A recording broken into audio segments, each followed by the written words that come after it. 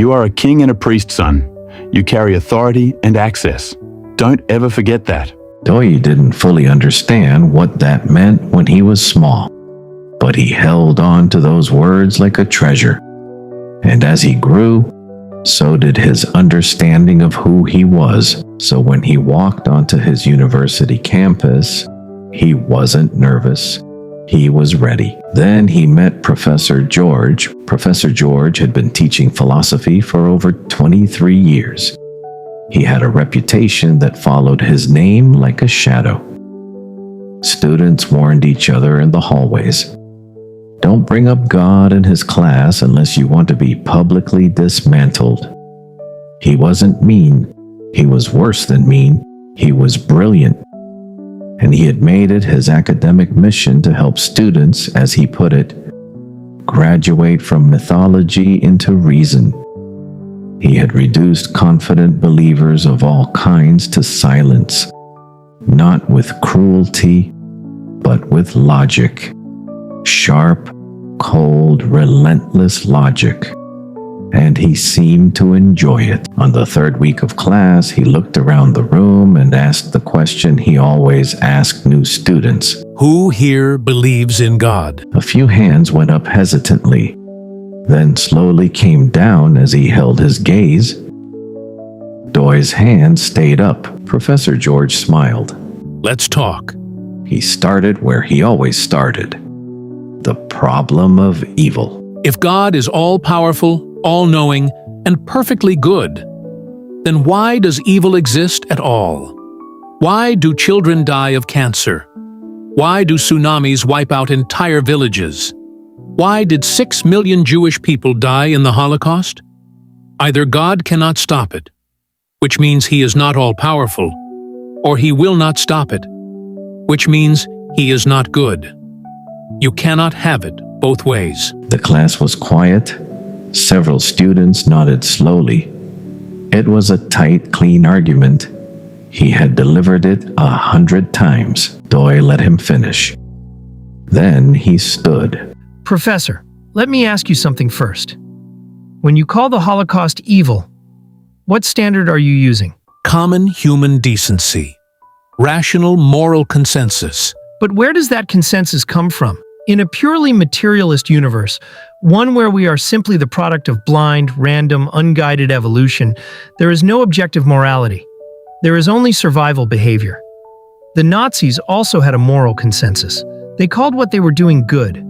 If morality is just a human construct, who decides whose consensus wins? That is a separate philosophical problem. With respect, Professor, it's the same problem.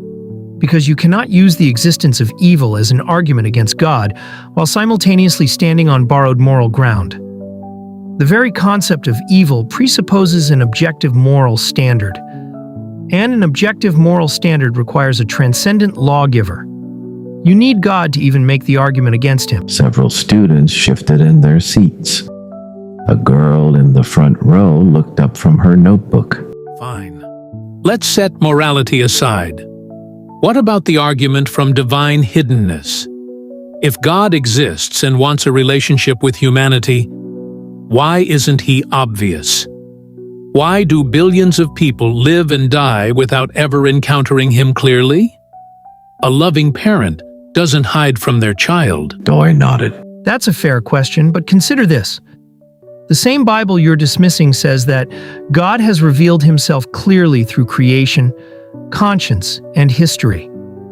Romans chapter 1 says the evidence is plain enough that no one is without excuse. The question isn't whether God is hidden. The question is whether people are looking. There's a difference between hiddenness and being ignored. And philosophically, scholar Michael Rea and others argue that some degree of divine hiddenness may actually be necessary to preserve genuine human freedom. If God appeared visibly and undeniably every moment, belief wouldn't be faith. It would be coercion.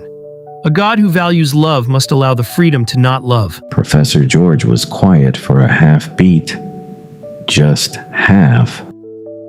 Then pivoted. Let's talk about science.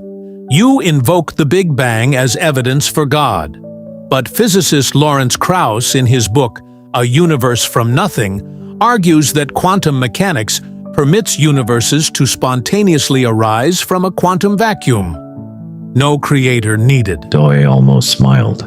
With respect to Professor Krauss, that argument has been widely critiqued, including by philosopher David Albert, who is himself an atheist. Albert pointed out that Krauss's quantum vacuum is not actually nothing. It is a physical state with properties, governed by laws, capable of producing particles. That is something, a very specific law-governed something. The real question is not what came before the Big Bang. The question is why there is anything at all rather than absolute nothingness. And quantum mechanics cannot answer that, because quantum mechanics itself requires a pre-existing physical framework to operate in. Then explain the cosmological constants. The fine-tuning argument assumes that the constants had to be set by someone. But the multiverse theory suggests there are infinite universes with varying constants, and we simply find ourselves in the one compatible with life. No designer needed, just probability across infinite iterations. I'm familiar with the multiverse hypothesis, but notice what it is. It is an untestable, unfalsifiable theory invented specifically to avoid the conclusion of design.